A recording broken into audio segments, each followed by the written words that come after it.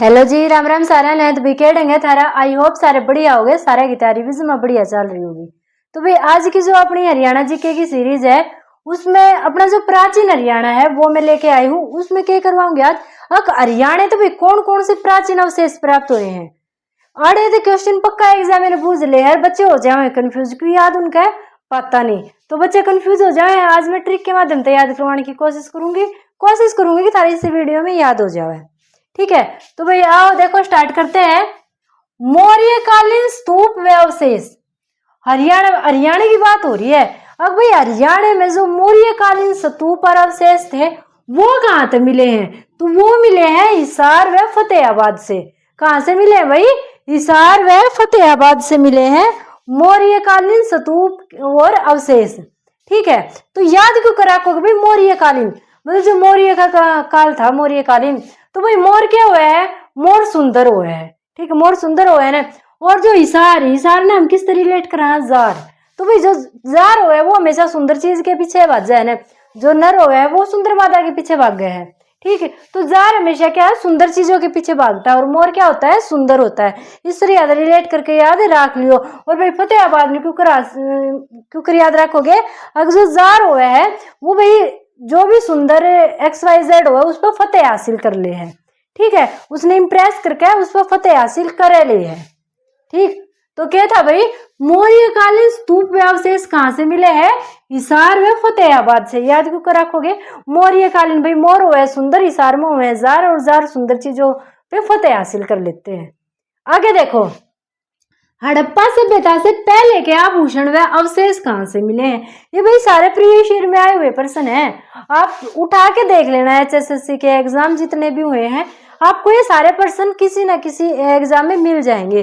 तो वो वही प्रश्न में थोड़े डिटेल में लेके आई हूँ। तो क्या प्रश्न पूछा गया था? हड़प्पा सभ्यता से पहले के आभूषण व अवशेष कहाँ से मिले हैं?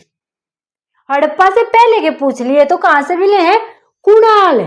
ये कहाँ पे है? फतेहाबाद में। कुणाल से, कुणाल कहाँ पे? कुणाल फतेहाबाद में। भाई आप सबको पता है जो अपनी हड़प्पा सभ्यता है उसके लोग तो सभ्य लोग थे, हम पढ़ते भी हैं। ठीक है, कि जो हड़प्पा कालीन लोग थे काफी सभ्य लोग थे।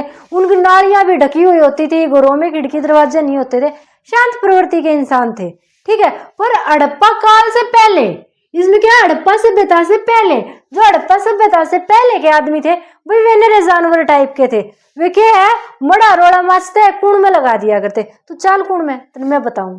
ठीक है, जब एक घेटी पकड़ के कुण में लगा दिया करते। तो कुण तो याद रख दियो कुणाल। ठीक है, कुण तो क्या? कुणाल। कि भाई हड़प्पा के काल के तो सभ्य आदमी होया करते, पर उससे पहले के जो होया करते वे आदिवासी होया करते रे। जब रोड़ा होते घेटी पकड़ के कुण में लगा दिया करते।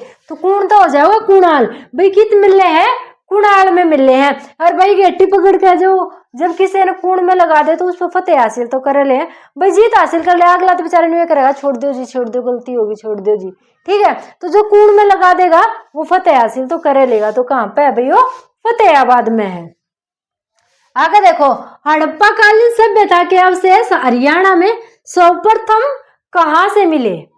अब पूछ लिया हड़प्पा कालीन सभ्यता के अवशेष हरियाणा में सर्वप्रथम कहाँ से मिले?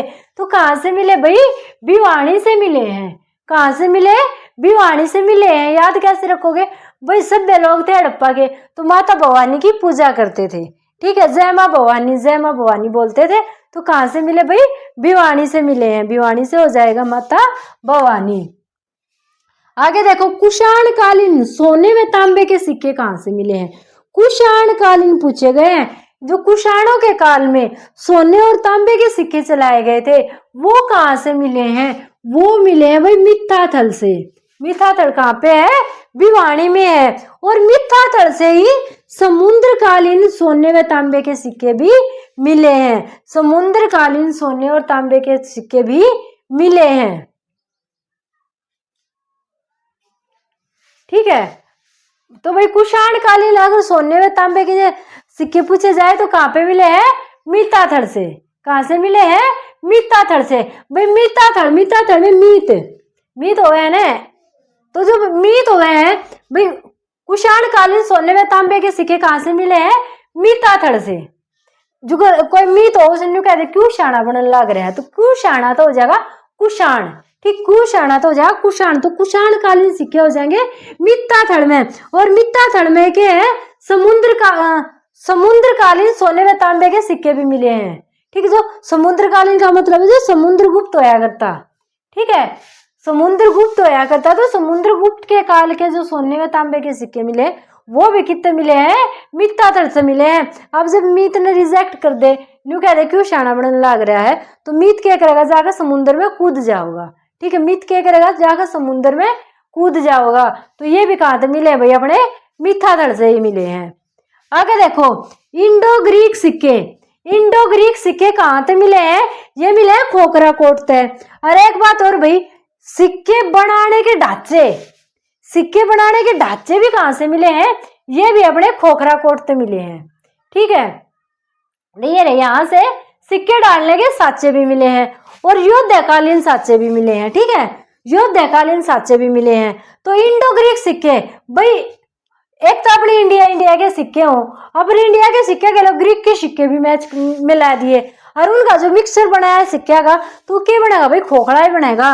अपनी इंडिया की चीज तो जमा स्ट्रॉन्ग है, मजबूत चीज है, पर ग्रीक की चीज क्या है, जो ग्रीक है उसकी चीज क्या है, टेम्परेरी है, तो दोनों वाले मिला देंगे तो खोखड़े सिक्के बनेंगे, ठीक है, मिलावटी, जो मिलावट कहते हैं, तो मिलावटी चीज तो भाई क्या होगी, खोखड़ी होगी। तो इंडो ग्रीक सिक्के, जो इंडिया और ग्रीक के सिक्के बनाए मिक्स मैच, वे कहाँ थे मिले, खोखरा कोट थे भाई, खोखड़े थे वे सिक्के, तो खोखरा कोट थे।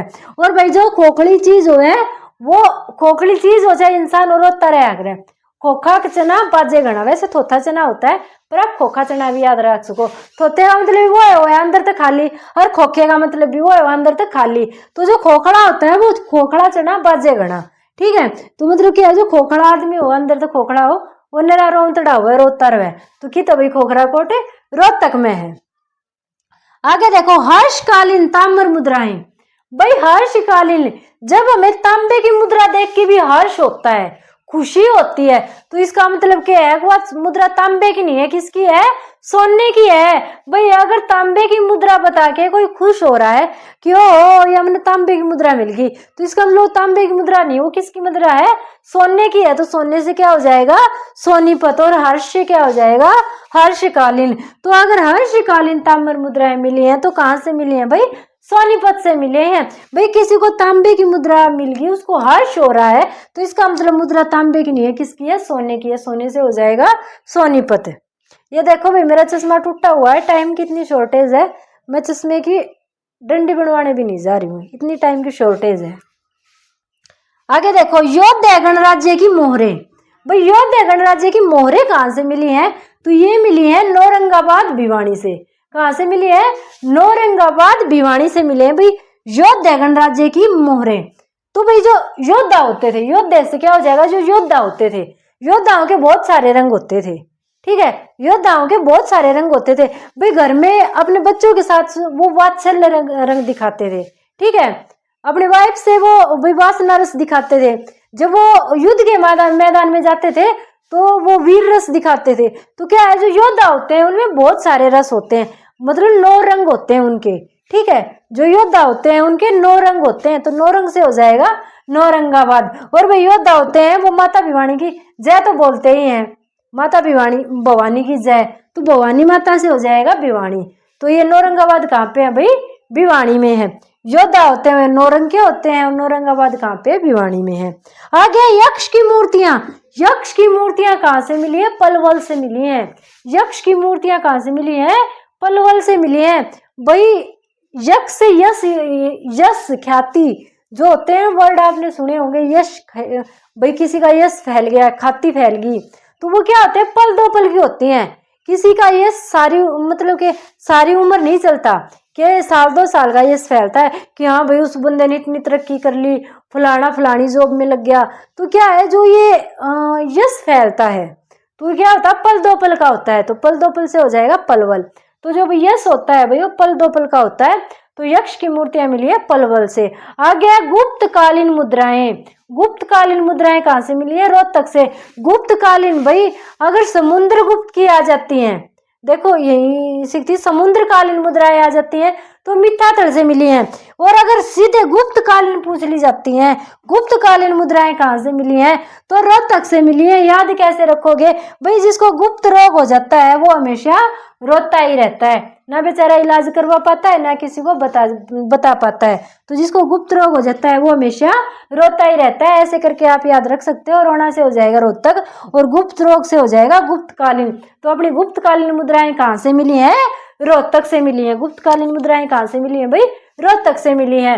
आगे देखो, मिट्टी की मोहरें, मिट्टी की मोहरें कहाँ से मिली है, दौलतपुर से मिली है। भाई मिट्टी तो सबसे बड़ी दौलत ही होती है। जब बचपन में खेलते थे तो मिट्टी से महल बना लेते थे, मिट्टी से पैसा बना लेते थे, घोड़े गाड़ी सब कुछ बना लेते थे। तो मिट्टी से बड़ी तो कोई दौलत होती नहीं। तो मिट्टी क्या होती है, सबसे बड़ी दौलत होती है। तो मिट्टी की मोहरें कहाँ से मिली है, दौलतपुर से मिली है। गुर्जर प्रतिहार अभिलेख, गुर्जर प्रतिहार अभिलेख कहाँ से मिले हैं, पेहुआ से, कुरुक्षेत्र में है भाई पेहुआ। ठीक है, गुर्जर प्रतिहार अभिलेख कहाँ से मिले हैं, पेहुआ से। और पेहुआ कहाँ पे है, कुरुक्षेत्र में है। आगे है बलिराम की मूर्तियां, बलिराम की मूर्तियां कहाँ से मिली है, अस्तलबोर से। अस्तलबोर कहाँ पे है, रोहतक में है। तो बलिराम की मूर्ति, बलिराम की मूर्ति कहाँ से मिली है, अस्तलबोर से। बहुत बड़ा मेला लगता है रोहतक में। तो ये कहाँ पे स्थित है, अस्तलबोर रोहतक में स्थित है। यहाँ से मिली है बलिराम की मूर्तियां। अब इसको याद करने के लिए ट्रिक क्या अपनाओगे भाई, अगर किसी की बलि देते हैं, अगर किसी की बलि देते हैं तो उसकी अस्थियां भी नहीं बचती। भाई किसी की बलि दे देंगे, गर्दन काट देंगे तो वो तो इंसान मर ही जाएगा, तो उसकी अस्थियां भी नहीं बचती। कैसे याद रखोगे, अगर किसी की बलि दे देते हैं तो उसकी अस्थियां भी नहीं बचती। तो बलिराम की मूर्तियां मिली है अस्तलबोर से, अस्थियों से हो जाएगा अस्तलबोर। आगे है नवपाषाण कालीन अवशेष। भाई नवपाषाण कालीन अवशेष कहाँ से मिले हैं, ये मिले हैं भिर्राना फतेहाबाद से और सीसवाड़ से। ठीक है, भिर्राना फतेहाबाद से और सीसवाड़ से मिले हैं। आगे 7 स्तूप कहाँ पे मिले हैं, मेरा बेटा रो रहा है इसलिए जल्दी जल्दी करवाना पड़ेगा। 7 स्तूप कहाँ से मिले हैं भाई, ये मिले राखीगढ़ी हिसार से। कहाँ से मिले, राखीगढ़ी हिसार से। और एक एग्जाम में प्रश्न ये भी पूछा गया था कि 7 नंबर में 4 नंबर स्तूप के नीचे क्या मिला है, तो नरकंकाल के सिर मिले हैं।